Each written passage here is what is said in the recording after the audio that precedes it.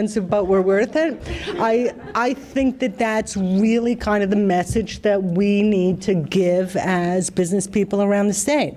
Well, yes, we know that we live in an expensive part of the country, but for us, it's the place where we want to be. So that has to be part of our calling card. Not that we can make excuses for it, because I don't know that we're going to do it. There is very little that we can do at a state government level to reduce the value of real estate. Not that anybody really would like to see the value of their home go down.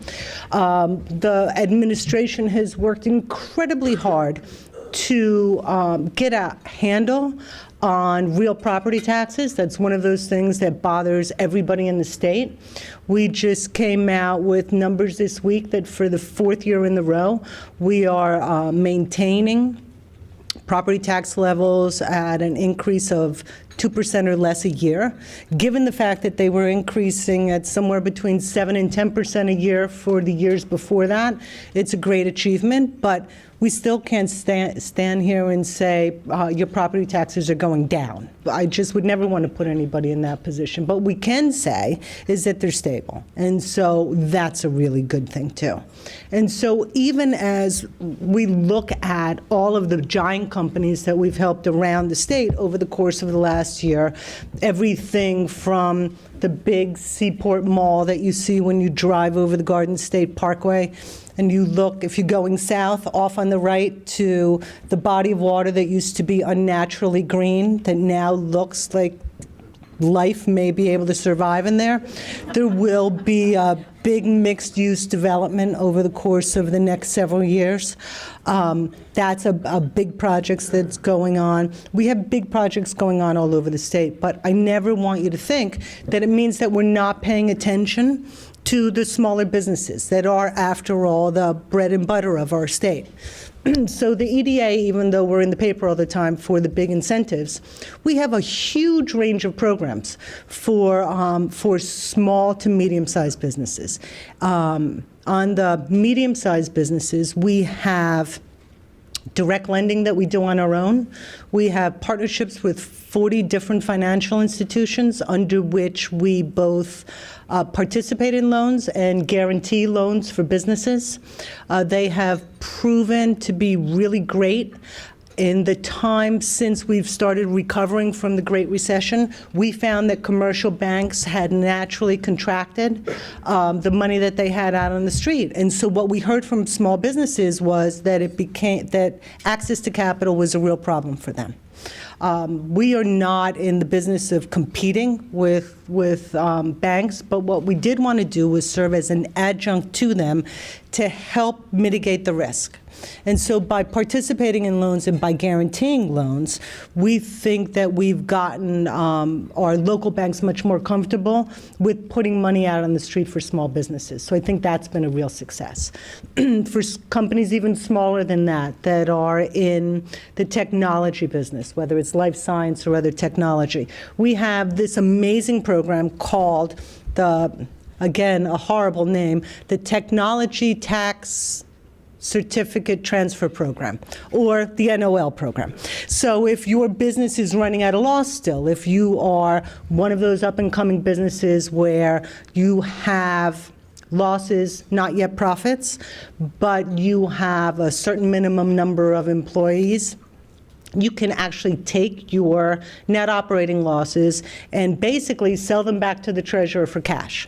We've been running that program now for a dozen years. I could tell you from having spoken with CEOs in some of the up-and-coming pharma companies that for them it's made the difference between making payroll for another year and not.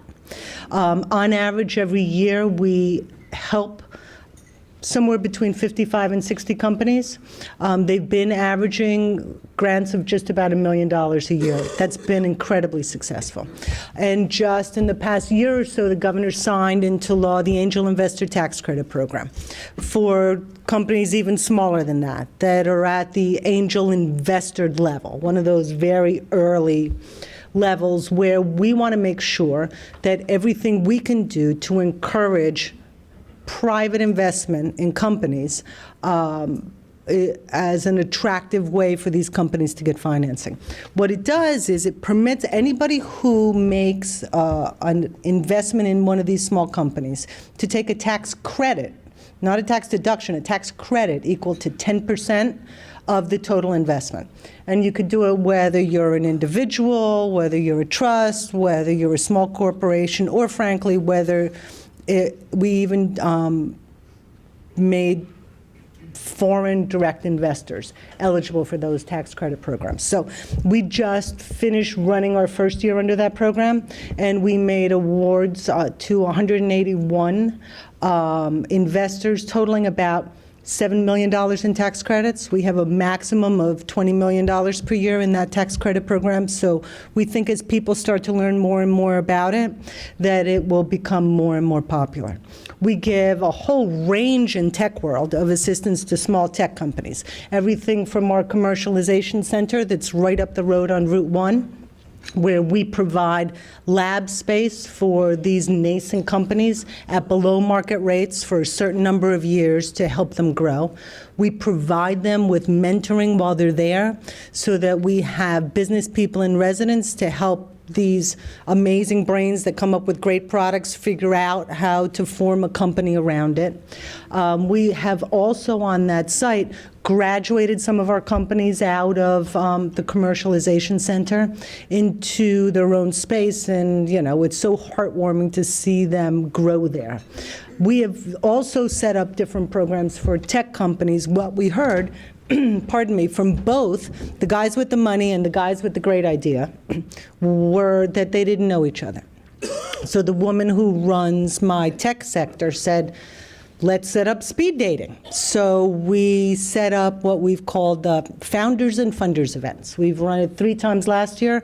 We'll run it again this year, where we get all of these small tech companies in a room with a whole bunch of investors in the room, and they literally speed date for 15 minutes. Go, make your pitch, make your presentation, and then if you want to have follow-on meetings, we arrange for those as well, but that's at their expense. We just do the initial. I think that we're always trying to think of new and innovative ways that we can participate in helping businesses grow. And that's what our mission and focus is. That will continue to be my mission and focus when I move over to Choose New Jersey. Choose New Jersey is part of what we like to call the Partnership for Action. When the governor was elected, while he was running for office, he heard far and wide from business that they didn't really think they had an advocate in Trenton, that they didn't really think that they had a place that they could go, whether it was to air grievances or get assistance or just a receptive audience. So he established what we call the Partnership for Action. It has, it's led by the Lieutenant Governor, who leads our efforts with business around the state. And the members of the partnership are the EDA that I run now. We're shorthand for we're the bank for business in the state. We run all the incentive programs and all the other programs I talked about. We have the Business Action Center that works directly for the Lieutenant Governor. They are supposed to be the direct conduit between business and state government. So if I have a new business considering the state and they have a transportation issue or a DEP issue or any of the 1,000 issues, or just, how a location issue, any kind of issue, that they will be directly assigned a business advocate who will then take them through the Byzantine maze that is state government and get them the answer that they need.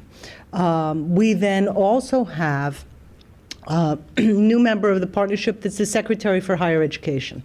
What's become clear to us over the last few years is the partnership between business and education is really critical. And as we try to figure out what's going to be our next great businesses in the state of New Jersey, many of the businesses that come in want to know that they can have a relationship with higher ed. So if you're coming in to do clinical trials, if you're coming in to do any other kind of research, we wanted to make sure that we had higher ed at the table to establish those relationships as well. And then finally, Choose New Jersey, which is a privately funded 501c3 organization that was established soon after the governor took office to really go out and market and champion the state. It has been involved in the past several years in everything from trade missions and trips abroad to missions into other states to try to talk businesses into choosing our state. Tracy McDaniel, who established the organization when it was first set up, has been called back. She has a new governor in Texas who would like her to come back and continue to do the wonderful work that she did here. And so I'm going to be taking half a step from the EDA over to Choose New Jersey. And what I hope to be able to accomplish in the time that I'm there is to really strengthen the partnership so that we are always knowledgeable about what's going on with business in the state, responsive to businesses in the state, so that we are real advocates for businesses that have a presence here and that are considering growing here. We want to make sure that we have the right kind of relationships so that we hear first, just as you hear first when businesses are in trouble, when businesses are considering going elsewhere, when businesses are considering growing. And I think by strengthening that partnership, we can take the small staffs that we have and really increase the functionality. So I think it'll be a really exciting time to go over there. And I really look forward to continuing to work with my partners at the EDA and my partners at the Lieutenant Governor's office. And so before I take your questions, what I really want to end with is a plea for this. What I tell my people in the office all the time is I could give you a recitation of the 500 businesses that we've helped over the course of the last year. And I can tell you it was impressive to read. I'll have patients put it in your next newsletter. And I've been so incredibly blessed to work with the organization for the year. But what hurts us as a business community and what hurts us as a state is when we hear businesses like Mercedes-Benz making the decision to leave the state. Mercedes-Benz made their business decision for a whole host of different reasons. But I think because we were not in the game of sitting down and talking with them when they were first starting to figure out where they wanted to be for the next 50 years, we were never at the negotiating table in a way where we could really come forward and make a compelling proposal for why they should stay. At Choose, we have a board of 50 CEOs from all around the state. Any of them could have sat down and said, and at least helped to make the pitch about why they should stay here. So anytime I'm talking to a business organization, what I ask you to do is to help us do what we're supposed to do. You are our eyes and ears. You are the ones who are going to hear first from your neighbor, from somebody at church, from the water cooler, from anywhere else. You know what's in your supply chain. You have a good idea of what's going on the ground. I plead with you to send that information up the chain. We're in Trenton. At Choose, I'm in Princeton right now, but usually I'm in Trenton. And when the word doesn't get to us until a day or two before a corporation announces a decision to move somewhere, we haven't had an opportunity to put our best foot forward. And so we as the business community have to be the advocates for the state.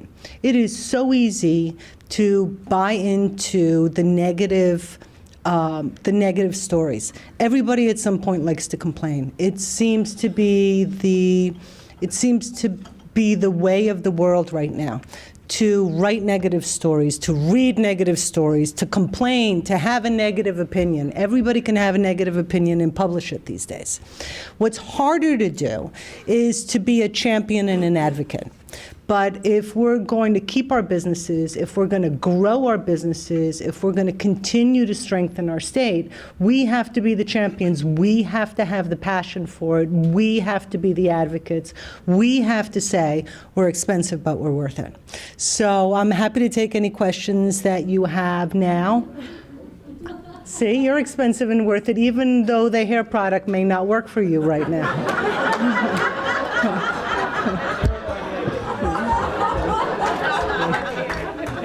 So thank you for the invitation today.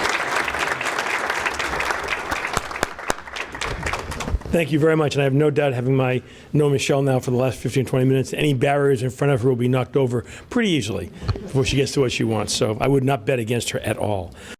Thank you for coming. Have a great day, guys. Thanks.